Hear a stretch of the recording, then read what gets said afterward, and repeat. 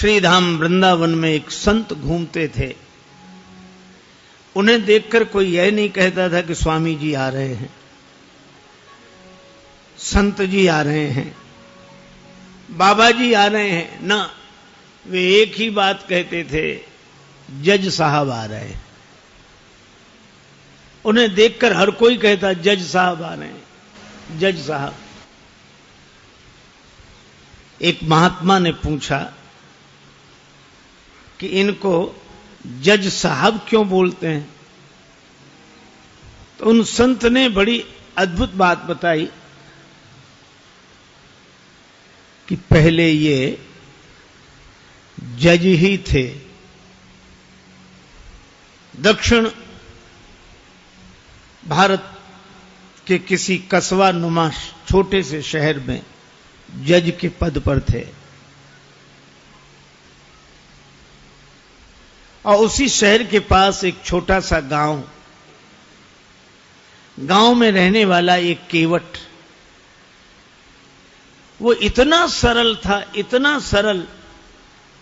कोई भी पूछता केवट भैया वो बात कैसी है, तो केवट कहता रघुनाथ जी जाने, मैं तो कुछ नहीं जानता। इतना सरल। लोगों ने उसका नाम रख दिया भोला। कोई कुछ भी पूछता भैया रघुनाथ जी जाने, मैं तो नहीं जानता कुछ, रघुनाथ जी जाने। केवट के 2 बेटे, एक बेटी। बेटी विवाह के योग्य सयानी हुई। बेटों ने कहा कि पिताजी गांव के साहूकार सेठ जी से रुपया उधार ले ले, विवाह के बाद चुका देंगे, हम लोग कमाई करेंगे। ठीक है। सेठ जी के पास गया, 200 रुपए उधार लिया, ब्याज की दर तय हो गई। भाइयों ने बहन का विवाह किया, बेटी घर से विदा हुई पिता के घर के लिए। केवट ने भी घर छोड़ दिया, श्री रघुनाथ जी के मंदिर में ही रहने लगा।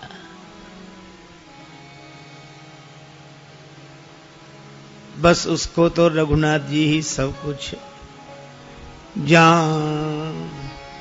जाऊं कहां तजी चरण तुम्हारे, जाऊं कहां तजी चरण तुम्हारे, जाऊं कहां तजी चरण तुम्हारे, जाऊं कहां तज चरण तुम्हारे।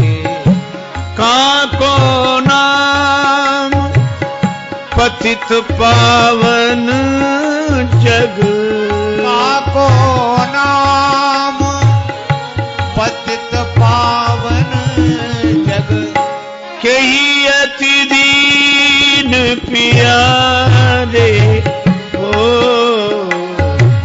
जाऊं कहां तज चरण तुम्हारे, जाऊं कहां तज चरण तुम्हारे, जाऊं कहां तज चरण तुम्हारे। मंदिर में रहता, झाड़ू लगाता, रघुनाथ जी का दर्शन करता, आनंदित रहता। बेटों ने कमाई की, पैसा केवट को लाकर दिया, पिताजी जिनसे उधार लिया है वापस करें। केवट गया, सेठ जी को रुपया वापस दिया, ब्याज दिया। सेठ जी ने रसीद लिख ली, हिसाब किताब चुकता, पाई पाई से पैसा प्राप्त। केवट को दी रसीद, पढ़ो क्या लिखा है। केवट बोला मैं कुछ नहीं जानता, रघुनाथ जी जाने। सेठ के मन में पाप आ गया, ये रसीद हमें दे दो, ये कागज हमें दे दो। और दूसरे कागज पर कुछ ऐसे ही लिख कर दिया, पानी ले आओ। वो पानी लेने गया, कागज बदल दिया। केवट जो कागज लेकर आए उस पर ऐसे ही कुछ लिखा था, रघुनाथ जी के चरणों में रसीद समझ के कागज को रखा, फिर अपने कक्ष की अलमारी में रख दिया और प्रसन्न रहने लगा। सिर पर सीताराम फिकर फिर क्या करना, सिर पर सीताराम फिकर फिर क्या करना, क्या करना क्या करना, फिकर फिर क्या करना, क्या करना क्या करना, फिकर फिर क्या करना। सिर पर सीताराम फिकर फिर क्या करना, सिर पर सीताराम फिकर फिर क्या करना। तेरे बिगड़े बनेंगे काम फिकर फिर क्या करना, तेरे बिगड़े बनेंगे काम फिकर फिर क्या करना। पितु रघुवर श्री जानकी मैया, पितु रघुवर श्री जानकी मैया, फिर क्यों परेशान हो भैया, फिर क्यों परेशान हो भैया। कटेंगे कष्ट तमाम फिकर फिर क्या करना, तेरे कटेंगे कष्ट तमाम फिकर फिर क्या करना। सिर पर सीताराम फिकर फिर क्या करना, सिर पर सीताराम फिकर फिर क्या करना।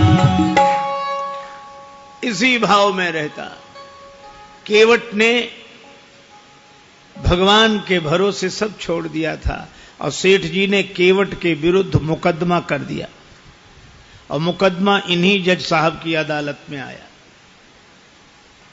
इन्हीं जज साहब के आया।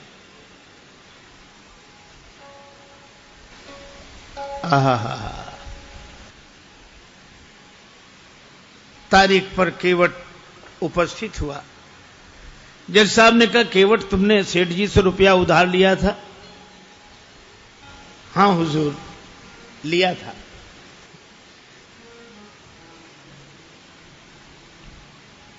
दे दिया? हाँ दिया साहब। कोई प्रमाण है? ये रसीद।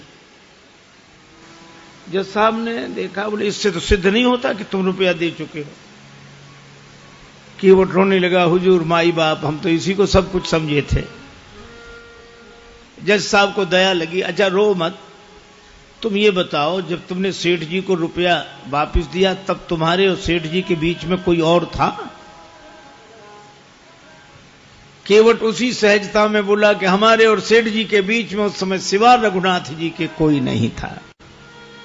उसने लिया रघुनाथ जी का नाम और जज साहब ने समझा रघुनाथ जी इनके गांव के रहने वाले कोई सज्जन होंगे। अच्छा तुम जाओ, अगली तारीख को आना। जज साहब ने अपने खर्चे से सम्मन जारी कर दिया रघुनाथ जी के नाम। अब चपरासी पूरे गांव में घूमे। मजे की बात, रघुनाथ जी नाम का कोई आदमी नहीं था वहां। किसी ने कहा रघुनाथ जी का मंदिर जरूर है। चपरासी बोला वही बताओ। मंदिर पर गया, पुजारी जी बाहर बैठे सीताराम सीताराम सीताराम सीताराम सीताराम कर रहे थे और जो चपरासी ने देखा, पुजारी जी से बोला रघुनाथ जी का मंदिर यही है? पुजारी जी बोले हाँ। तो ले लो। अब पुजारी जी ने जो देखा कि सम्मन, मन में सोचने लगे जब भगवान ने मंगा ही लिया है तो हम वापस काहे को करें। हस्ताक्षर पुजारी जी ने कर दिए। चपरासी समझा कि यही रघुनाथ जी हैं और सम्मन रघुनाथ जी के चरणों में रखते हुए पुजारी जी ने कहा कि वाह प्रभु क्या लीला है, भक्त जो न कराएं सो थोड़ा। आपके लिए मुकुट कई बार आया, पोशाक कई बार आई, हार कई बार आए, अरे पैजनी करधनी कई बार आई होगी, लेकिन सम्मन पहली ही बार आया होगा। केवट से कहा कि तूने रघुनाथ जी का नाम क्यों लिखा दिया वहां? केवट बोला जब सब जगह रहते तो वहां भी थे, झूठा काहे को लिखा दिया। अब रघुनाथ जी जाने। हरि बिन संकट कौन निवारे, हरि बिन संकट कौन निवारे, हरि बिन संकट कौन निवारे, हरि बिन संकट कौन निवारे। साधनहीन मलिन दीन में जाऊं कहीं के द्वारे या अनाथ की लाज आज रघुनाथ जी हाथ तुम्हारे रघुनाथ जी हाथ तुम्हारे हरि बिन संकट कौन निवारे।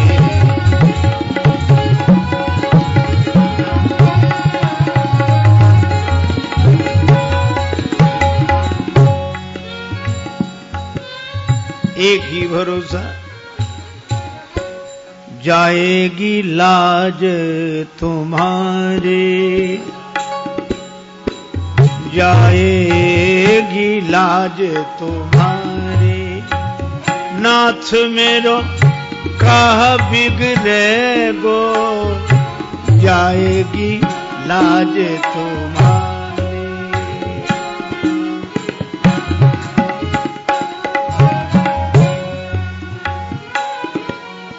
दीन दयालु सुने जब ते तब ते मन में कछु ऐसी बसी है जाऊं टेरूं कहां और जाऊं कहां बस तेरे ही नाम की फेंट कसी है।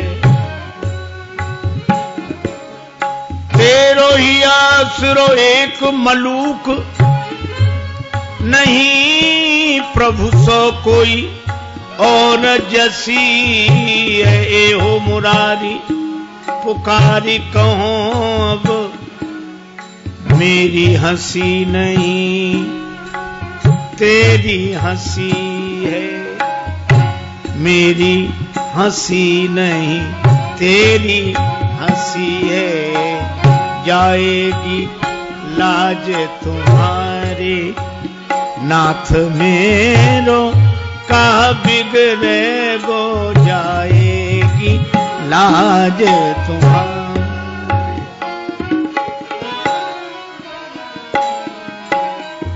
वह निश्चिंत रहता। अब राम जी जाने मंदिर में झाड़ू लगाए तो रघुनाथ जी की तरफ देखे, बर्तन मांजे तो रघुनाथ जी की तरफ देखे। जीवन ऐसा बस राम जी के चरणों में समर्पित। तारीख के एक दिन पहले पुजारी जी ने कहा केवट तुम जाओ अदालत में ताकि समय से पहुंच जाओ। अब रही रघुनाथ जी के मन की तो रघुनाथ जी जाने। केवट तो प्रणाम करके चला गया। दूसरे दिन सवेरे सवेरे पुजारी जी आज जल्दी जागे, स्नान किया, भगवान को स्नान कराया, नई पोशाक पहनाई, बड़ी जल्दी कुछ बनाकर भगवान को भोग लगाया। सोच रहे थे आज भगवान को पहली बार बाहर जाना है, कपड़े अच्छे होने चाहिए, कुछ खा पी के जाएंगे तो भूखे नहीं रहेंगे। लेकिन आंखों में आंसू भरकर यही कहते जाइए जरूर, उसका आपके अलावा और कोई नहीं है। आंसू भरकर पुजारी जी प्रार्थना कर रहे। उधर केवट पहुंचा अदालत में। जज साहब ने कहा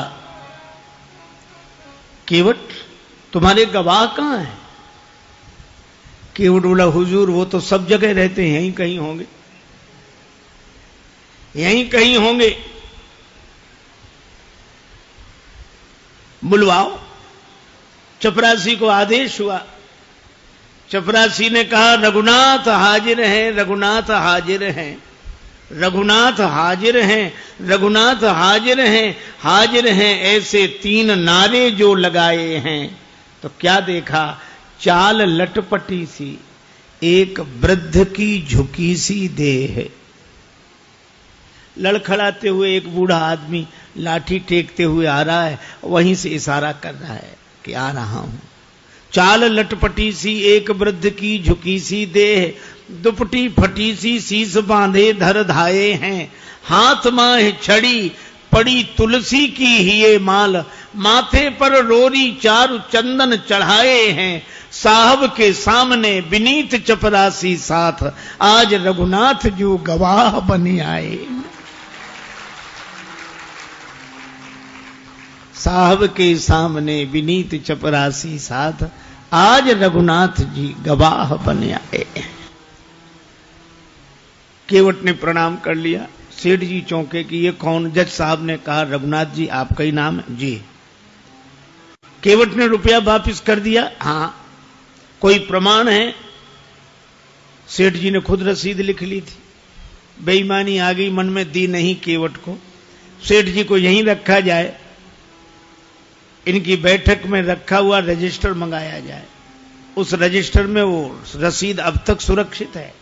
सर्वांतरयामी भगवान से क्या छिप सकता था?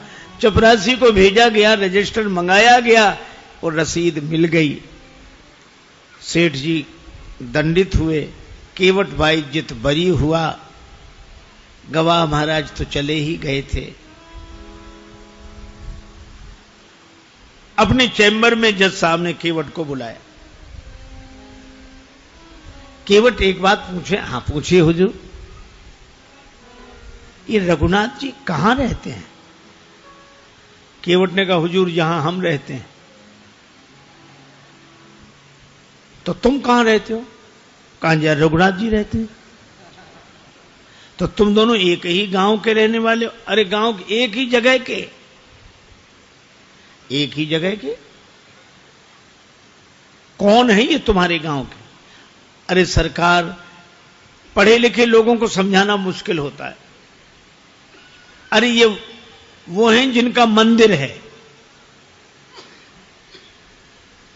मंदिर के पुजारी तो लग नहीं रहे थे, और मंदिर इन्होंने बनवाया हो ऐसी हैसियत नहीं दिख रही थी। केवट ने कहा हुजूर ये वही हैं जो मंदिर में बैठे हुए हैं। जय हो जय हो। मंदिर में विराजमान है ये। अब जज साहब चौंके, चपरासी को बुलाया। चपरासी कांप रहा था। हुजूर जिस आदमी ने हस्ताक्षर किए थे वो ये नहीं था।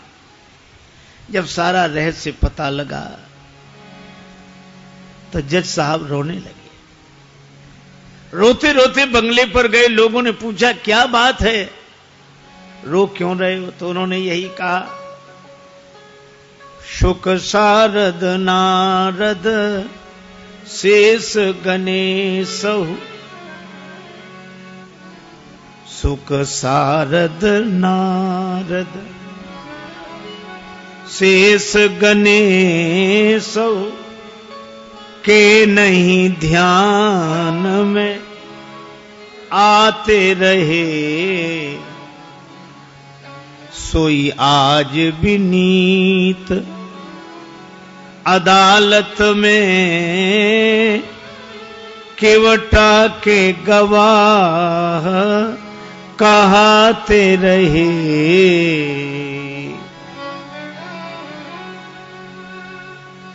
जो शुक सनकादिक के ध्यान में नहीं आए वे भगवान आज केवट की गवाही देते रहे। तो किसी ने कहा कि आप रोते क्यों हैं, खुश होना चाहिए। और गए तो दुख क्या, वे तो जाते ही। सुख धोखे दर्श दिए को भयो, दुख नाहिन जो तज जाते रहे। दुख तो केवल एक बात का है, बड़ी बेअदबी हो गई आज उनके विरुद्ध। कुर्सी पे बना, कुर्सी पे बना जज बैठा रहा, जगदीश खड़े समझाते रहे। कुर्सी पे, मैं कुर्सी पर जज बना बैठा रहा, और जिनकी अदालत में एक दिन सबको उपस्थित होना पड़ेगा वे भगवान खड़े खड़े गवाही देते रहे। ऐसा भाव भरा रोते रहे, पद से इस्तीफा दे दिया, साधु बनकर वृंदावन आ गए।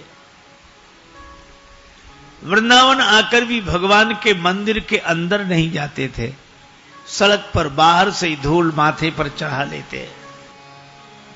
क्यों?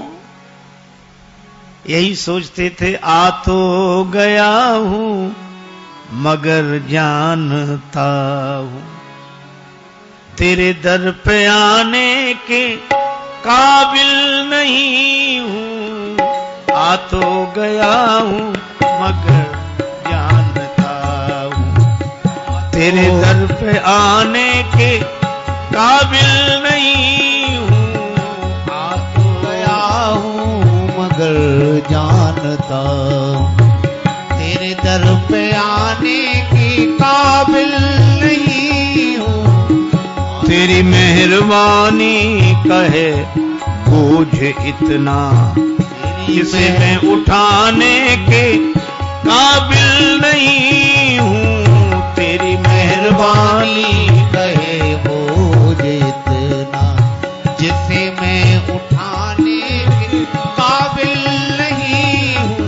आ तो गया हूं मगर जानता जमाने की चाहत ने मुझको भुलाया, तेरा नाम मेरी जबां पे न आया। खतावार हूं मैं, गुनाहगार हूं मैं, खतावार हूं मैं, गुनाहगार हूं मैं। तुझे मुंह दिखाने के काबिल नहीं हूं। तुझे मुंह दिखाने के काबिल नहीं हूं। आ तो गया हूं मगर जानता तेरे माना की दाता हो तुम कुल जहां के,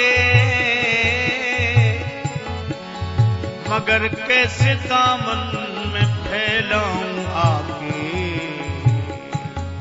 जो अब तक दिया है वही कम नहीं है। जो अब तक दिया है वही कम नहीं है। कर्जा चुकाने के काबिल नहीं हूं।